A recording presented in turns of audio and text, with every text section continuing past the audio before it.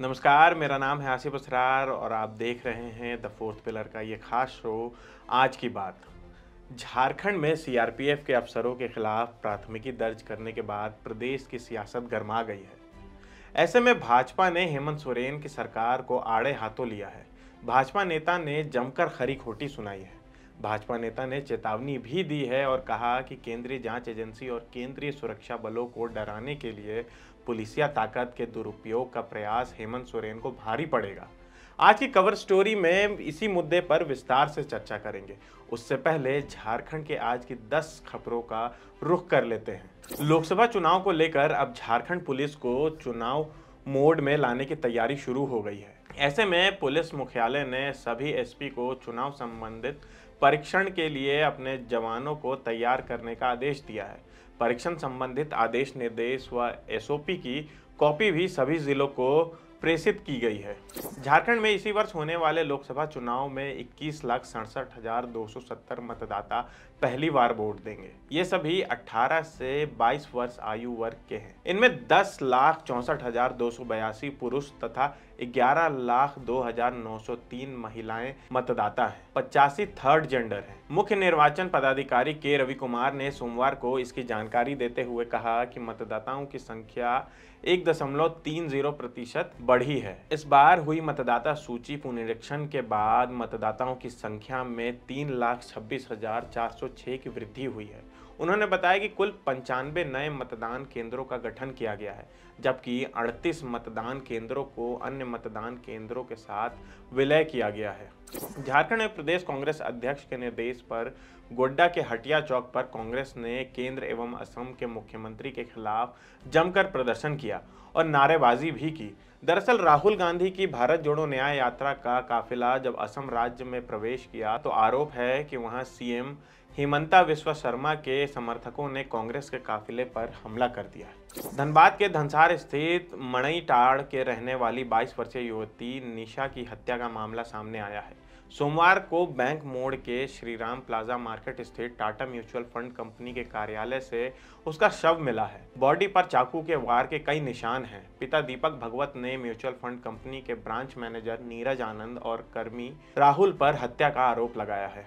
घाटशिला में केंद्रीय जनजातीय सह प्रभारी कृषि मंत्री अर्जुन मुंडा का पार्टी कार्यकर्ताओं ने जमकर स्वागत किया। स्वागत के बाद राज्य में ईडी की कार्रवाई पर उत्पन्न राजनीतिक स्थिति व ईडी के हो रहे विरोध के सवाल पर केंद्रीय मंत्री अर्जुन मुंडा ने कहा कि इस पर मुझे कुछ नहीं कहना है। कानून को अपना काम करने दीजिए, जिसको जो जवाब देना होगा वह देगा। गिरिडीह में बीए की छात्रा की हत्या उसके पापा, चाचा और दादा ने की थी। पुलिस ने 20 जनवरी को मिले शव के अवशेष की गुत्थी सुलझा ली है। तीनों आरोपियों को गिरफ्तार कर लिया गया है। पुलिस के मुताबिक गिरफ्तार आरोपियों ने अपना जुर्म कबूल कर लिया है। तीनों ने बताया कि हत्या के बाद युवती के शव को जला दिया गया था।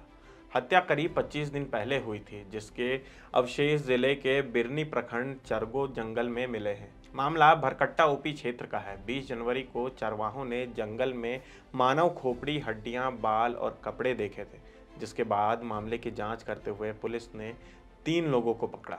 झारखंड के सीएम हेमंत सोरेन ने रांची के नेताजी सुभाष चंद्र बोस उद्यान स्थित उनकी प्रतिमा पर माल्यार्पण कर श्रद्धांजलि अर्पित की। श्रद्धांजलि अर्पित करने के बाद उन्होंने कहा, हम अपने इन अमर वीर शहीदों के सपनों को पूरा करने का प्रयास कर रहे हैं। उन्होंने आगे कहा कि देश के स्वाधीनता संग्राम में नेताजी सुभाष चंद्र बोस की निर्णायक भूमिका रही थी।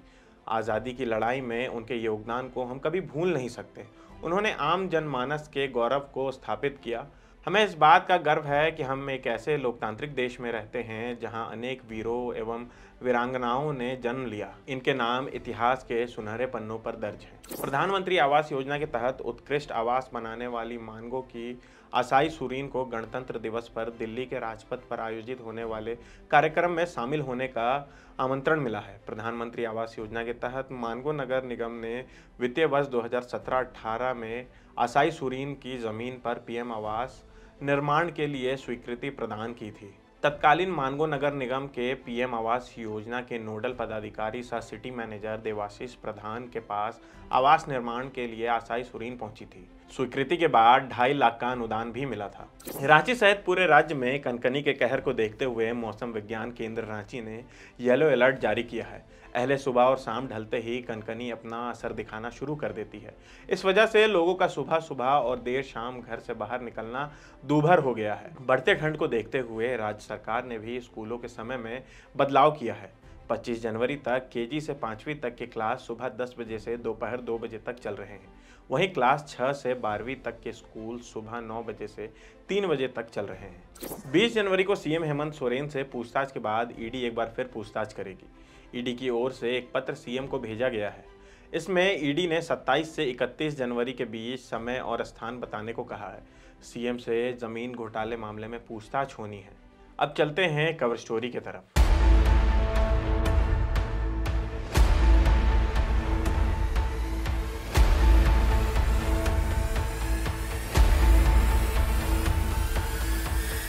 सीएम हेमंत सोरेन से 20 जनवरी को ईडी ने पूछताछ की थी। इस दिन ईडी के अधिकारियों ने उनसे 7.5 घंटे पूछताछ की थी। हालांकि पूछताछ के बाद कार्यकर्ताओं को संबोधित करने के दौरान सीएम हेमंत सोरेन ने यह बात कही थी कि मैंने सभी सवालों के जवाब दिए हैं। आगे भी अगर ईडी पूछताछ करना चाहती है तो वे जवाब देने के लिए तैयार हैं।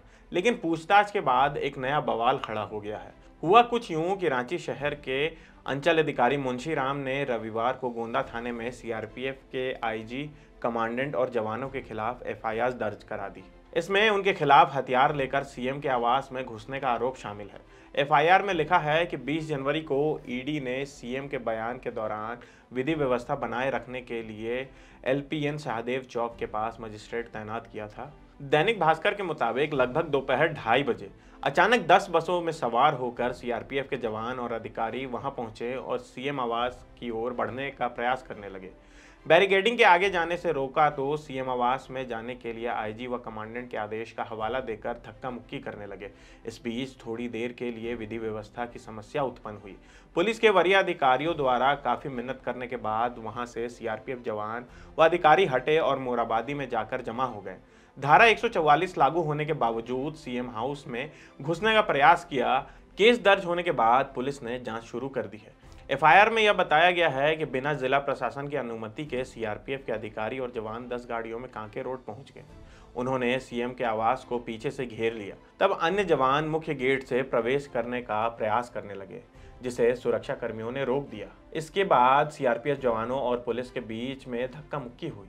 यहाँ पर भयावह स्थिति बन गई। बाद में सिटी एसपी राजकुमार मेहता ने उन्हें वापस भेज दिया। इस पर पार्टी के महासचिव सुप्रियो भट्टाचार्य ने एक चैनल के इंटरव्यू में बताया कि उस दिन एक विशेष विमान एयरपोर्ट पर मौजूद था। प्लान था कि सीआरपीएफ को सीएम आवास में घुसाकर और हेमंत सोरेन को दिल्ली ले जाकर वहां से गिरफ्तार कर लिया जाएगा। प्रभात खबर के मुताबिक सुप्रियो भट्टाचार्य ने कहा कि सीआरपीएफ के अधिकारी और जवान झामुमो के कार्यकर्ताओं को उकसाकर हिंसा भड़काना चाहते थे, पर कार्यकर्ताओं ने धैर्य का परिचय दिया। उधर राज्यपाल राजभवन में राष्ट्रपति शासन की अनुशंसा के लिए तैयार बैठे थे। उन्होंने कहा कि आखिर क्या आपदा आ गई थी कि सीआरपीएफ को भेजना पड़ा। सीआरपीएफ अपनी जिम्मेदारी से भाग नहीं सकती।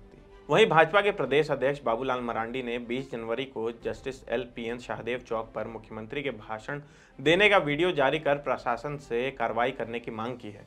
बाबूलाल मरांडी ने कहा कि 20 जनवरी की रात सीएम आवास से सटे एलपीएन शाहदेव चौक पर धारा 144 लगा हुआ था।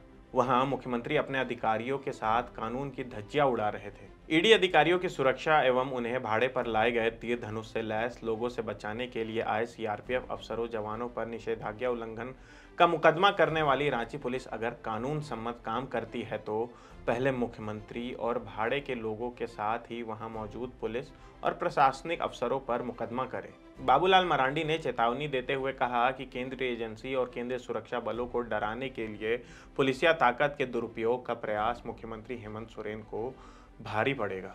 तो फिलहाल आज की बात में इतना ही। आप देखते रहिए द फोर्थ व्हीलर .न्यूज़। धन्यवाद। अगर आप चाहते हैं कि हमारे वीडियोस का नोटिफिकेशन आपको बिना देरी के मिलता रहे तो आप इस चैनल को फॉलो और सब्सक्राइब जरूर कर लें। बाकी आप हमारे काम को लेकर कोई सुझाव हमें देना चाहते हो तो कमेंट बॉक्स में आप सादर आमंत्रित हैं। इसके अलावा हमारे वीडियोस आपको अलग अलग ठिकानों जैसे फेसबुक, इंस्टाग्राम, ट्विटर पर भी देखने को मिलेंगे, जिसके लिंक डिस्क्रिप्शन में डाल दिए गए हैं। शुक्रिया।